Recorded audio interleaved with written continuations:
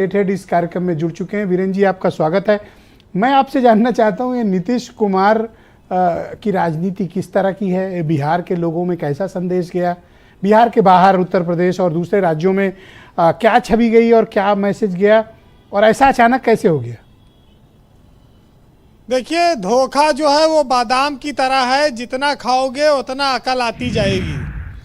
और नीतीश कुमार के शासन में ये बात उठी कि बिहार में का बा चरित्र, सिद्धांत, वसूल या सिर्फ अपना फायदा, ये बातें आज पूरे देश में चर्चा में हैं।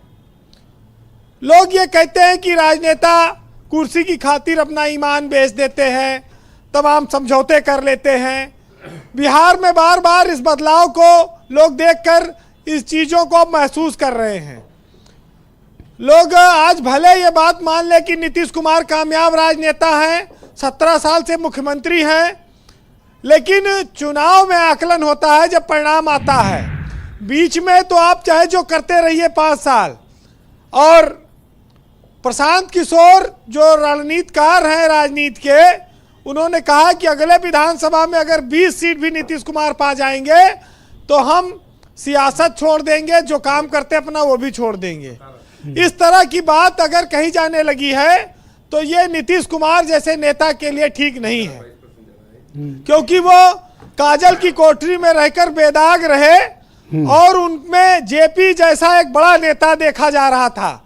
लोग ये मानते थे कि वो देश की अगुवाई करने में सक्षम नेता है, उनके जैसा चरित्र बन रहा है। लेकिन महिलाओं पर विधानसभा में जो उन्होंने बोला और जिस तरह से उनकी पूरे देश में आलोचना हुई और फिर उन्हीं पार्टियों ने उनको अपनाया, तो ये लगता है कि किसी को सिर्फ अपने राजनीतिक फायदे के लिए अच्छा और बुरा लगता है, नहीं तो सबके लिए वो अच्छे हैं। अपनी निंदा कर ली, फिर उन्होंने माफ़ी भी मांग ली। आज अजय सिंह बैठे हैं, इनकी रैली को बनारस में अनुमति नहीं दी सरकार ने, भाजपा ने। 6 रैलियां करनी थी इनको, तब इनके मंत्री आए थे, तिल मिला के वापस चले गए। आज इनके मुंह से आवाज नहीं निकलेगी इस पर। नीतीश कुमार ने विपक्षी गठबंधन की एकता की सारी साख खत्म कर दी। कांग्रेस भी सब कुछ बर्बादी में बहुत महत्व रखती है। ऐसे समय में जब उसको अपने गठबंधन के साथियों के साथ सीटों के बंटवारे पर बात करनी चाहिए थी, तो कांग्रेस के राहुल गांधी अपनी यात्रा पर निकल गए हैं। वो उन्होंने अपने नेताओं पर छोड़ दिया है कि आप लोग बातचीत करिए। राहुल गांधी को ऐसे समय में मौजूद रहना चाहिए था। ब्रजेश जी, नीतीश कुमार को लोग पलटू राम कहने लगे हैं। पलटू राम इसलिए कि वो अपनी कुर्सी के लिए कुछ भी करते हैं, लेकिन जिस पार्टी के नाम में है जेडीयू, मतलब यू ही लिखा है, टर्न, वो यू टर्न कहीं भी ले सकती है, कभी भी ले सकती है, हरदम ले सकती है। बहुत बढ़िया, नाम में यू है, तो इसमें कोई नई बात नहीं है। देखिए, नहीं, ठीक बोले आप। भाजपा पहले ध्यान नहीं दिया था कि उनके नाम में यू लगा हुआ है। यू लगा है, तो यू टर्न अगर वो बार बार ले रहे हैं तो कोई आश्चर्य की बात नहीं है। ठीक बात।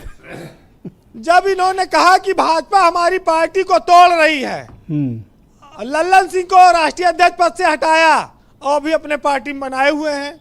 फिर उनको डर सताया कि लालू और लल्लन सिंह मिल रहे हैं, अब लालू से भागो, अलग चलो। फिर वही गए भाजपा में। अरे लल्लन सिंह तो ऐसे ऐसे बोलते थे कि उनके अगर बयान चला दिए जाएं तो मतलब ये दोस्ती शायद अभी टूट न जाए। ब्रजेश जी, खतरनाक बयान मैं मर जाऊंगा लेकिन भाजपा में नहीं जाऊंगा। अब सियासत में देखिए, जो लोग एक दूसरे के ऊपर गोबर फेंकते हैं, कीचड़ फेंकते हैं, फिर उन्हीं के साथ बैठ के खीर खाते हैं। बड़ा विचित्र सा न्याय आज बिहार ने किया है इस देश में जी वीरेंद्र, और लोग इसको देख रहे हैं जी। उत्तर प्रदेश में कांग्रेस की क्या स्थिति है?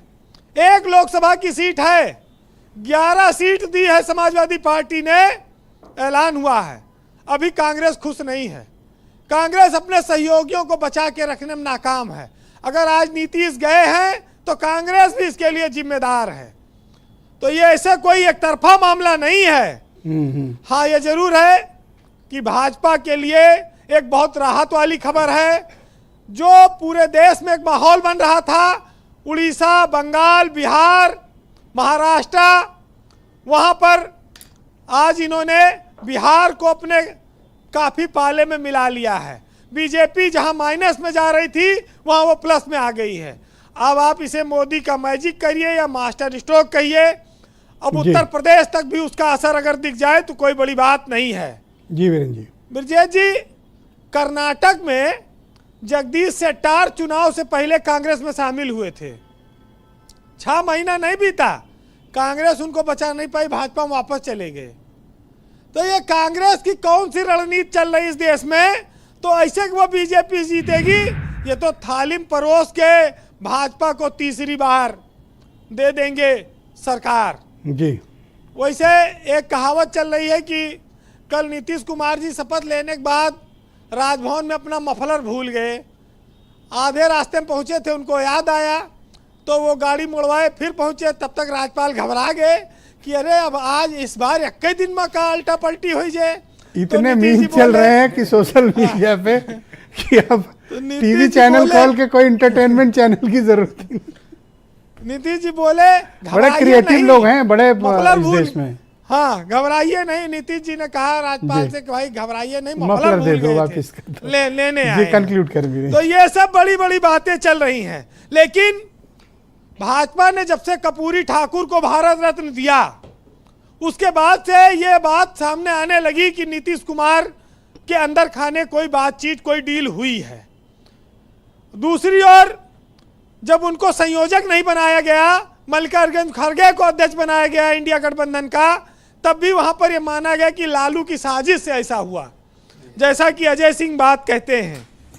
तो बहुत सारी चीजें हैं जो आज ये बताती हैं कि सिर्फ धोखा देना धोखा नहीं है, किसी के साथ अपनेपन का नाटक करना भी एक धोखा है, और मौका पड़ने पाला बदल लेना भी बड़ा धोखा है। वैसे अमर सिंह एक बहुत प्रसिद्ध शेर कहते थे सियासत में, सुनिएगा, इसी से समापन होगा, कि अपनी गरज थी तो लिपटना कबूल था और बाहों के दायरे में सिमटना कबूल था, और अब जा रहे हैं ऐसे कि जैसे हमें जानते नहीं और मतलब निकल गया तो पहचानते नहीं। बहुत धन्यवाद आपका वीरेंद्र जी, आपने बड़ी सटीक टिप्पणियां कही की और वर्तमान राजनीति जो है उसमें बड़ी प्रासंगिक है आपकी टिप्पणी।